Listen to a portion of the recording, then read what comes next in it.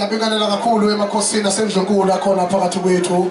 Ngibingelele baholi beigaba zepolitiki. Ngiphinde ngibingelele kumphakathi wonkana walapha eMbumbulu. Nami ngomunye wesakhamuzi saseMbumbulu ngathi mangandisa igceke likababa ngaze ngafinyelela emhlabathini waseMbumbulu omhle kakhulu futhi ngiphatheke kahle.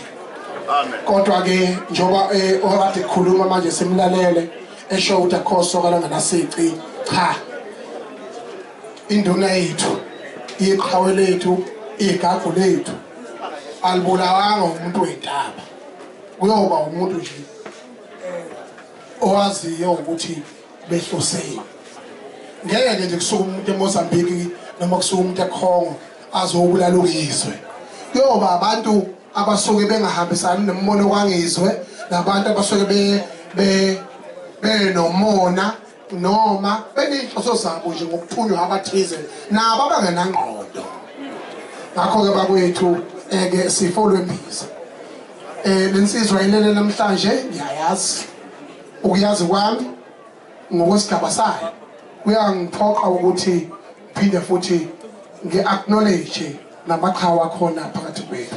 Makhosi asendlunkulu imeya semkhambathini ekhona phakathi wethu namanye abaholi kanye nabathunyelwe ngqo ukuqhamuka endlunkulu kaZulu abakhona phakathi kwethu abathetheli bamabutho. Lokho kukhombisa izinga nomgagu nobuqhawe bakhe okakhabazela njoba ekhona lapha sizomfihla endlini yakhe yokugcina. Amazwi nje ami njengopresident wamabhinqa mafushane kakhulu futhi bancane njengomongameli wethu.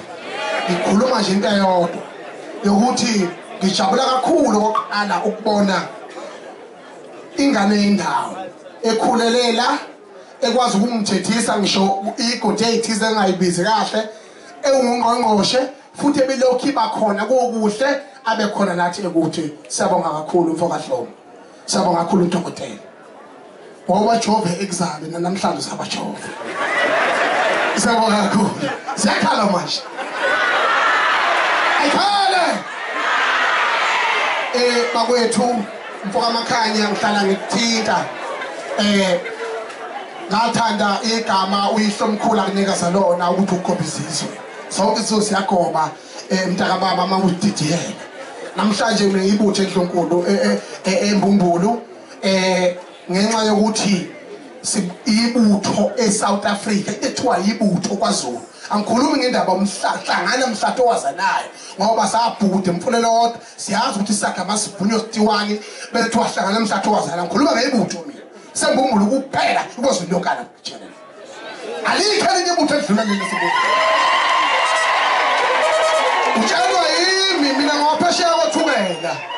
Zithithiyelwa inangu ugobe sizwe umfoka Makhanya. Siyagoba izizwe.